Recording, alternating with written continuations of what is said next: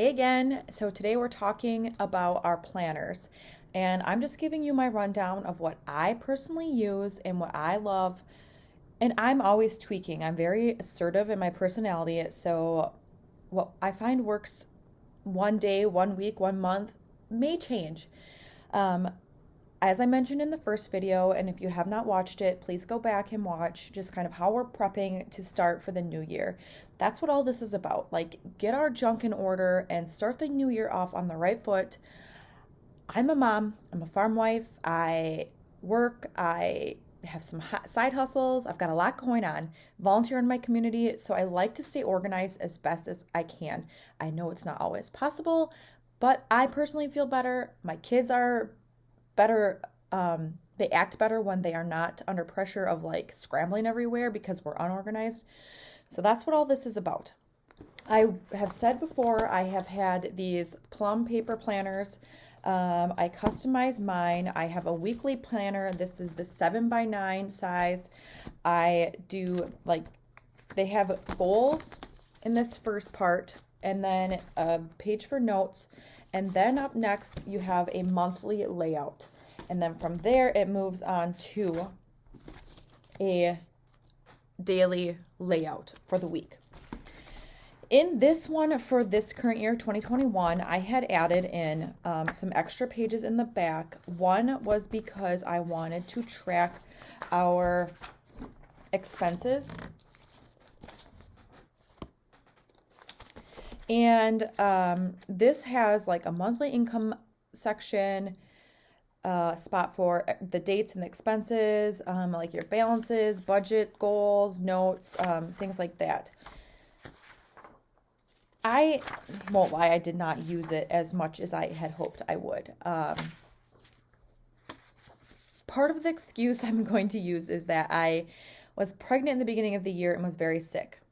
I kind of wish I had gotten it again in this planner for 2022, but I did not. I'm just giving you, that's a page I did not fill out, but that's what it looks like. It has it all broke down, and there's a page for each month. Like I said, I kind of wish I'd gotten it again because we are going to crack down on our budget, but I did not. And then I also got the social media pages, and that has like the pages broke down for goals, overview for the month, monthly planning, things like this. Again, I didn't use it a whole lot. Now that I'm looking at it, I'm kind of wishing I had, but that's okay. And then there's spots for reflections. Same thing. I didn't use it a whole lot. I'm being honest. I got these things within hopes and dreams that I would, and I did not. So this year, when I ordered 2022, I kind of changed the layout even. Still has the monthly in front, and then you go open it up, and it has priorities, and then like where you can just add whatever you want.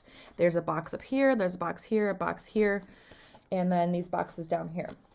So in my planner, I like to put down appointments. I like to put down our meals, and I also like to put down kind of like the daily to-do. So we do have someone who comes to clean our house one time every 4 weeks. So kind of in that in between, like the 2-week mark, we should be cleaning our toilets. And I know some of you probably clean daily, weekly. I don't have time for that. I wish I was that kind of person, but I'm not. So I would like to get our toilets cleaned in that 2-week mark. Ideally 1 week would be great, but I just know realistically we don't do it that way. And then I am a laundry person who does it like every other, so I'm home on Wednesdays, generally almost every Wednesday. So Wednesdays is a laundry day, and then Sundays. And I will start on like a Friday and finish up on Sunday and get it all put away, and then kind of, again, do a load of laundry maybe on Monday because I have kids who get dirty and poopy. So if that's happening, then I don't do laundry every single day. So that's what I'm saying. I'll do a load, I'll leave it in our laundry room, and it stays there until it's time to do it. Because if I'm too busy spending every single day doing all the things, I get overwhelmed, I get stressed out, and I don't have time for the things I really do care about. So that's what this is all about, is starting to mark down on the days that you want to get stuff done. And take a look. So my husband works every other weekend. So I try to plan things according to that schedule.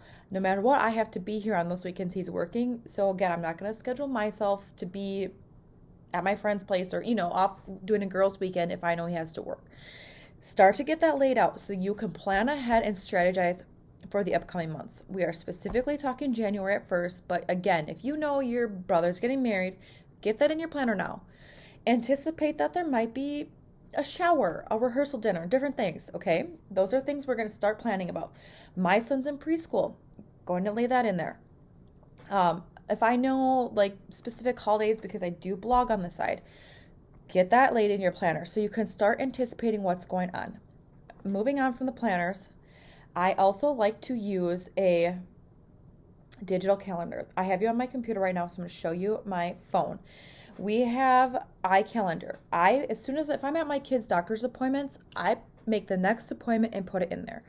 If I don't make appointments while I'm at getting my hair cut, if I'm at the salon and I don't make that appointment at the time being, then I run out of time and then things get delayed or, then I'm rushing somewhere and I can't strategize like a babysitter or different things like that. So again, just start to be very prompt about what you're doing and strategic about what you're doing.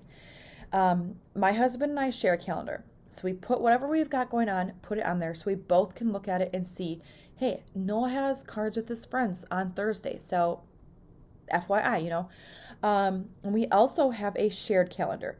So if you look here, I have a calendar for my saint. I have a calendar for the yellow ones are our work calendars, and that's shared for the farm. As you can see, this is a weekend my husband works.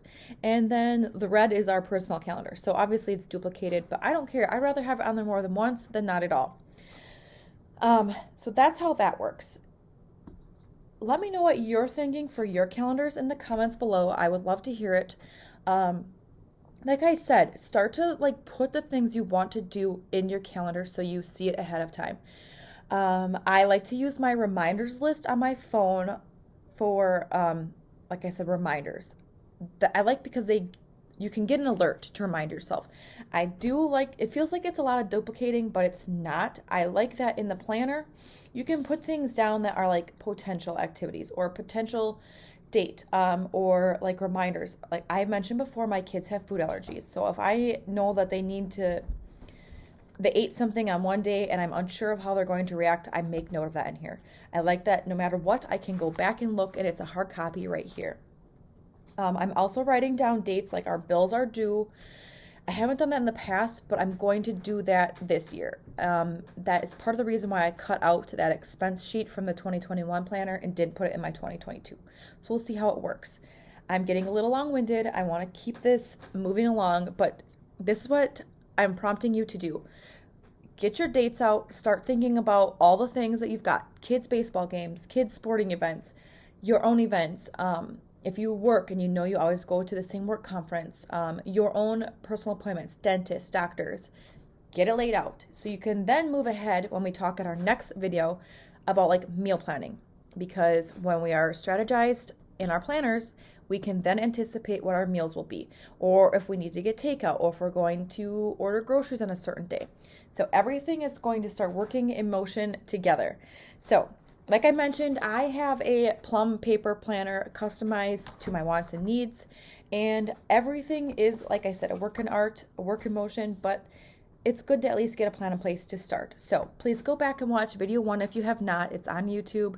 It's called Prepping for Wholehearted Living, and that's what I truly believe this will help us do, because when we're organized and have our thoughts gathered up, I know I'm a better parent, I'm a better spouse, and things just function a lot better. So I hope to see you guys around as we take on 2022, and so let's see you in the next video and have everything gathered up and ready to go.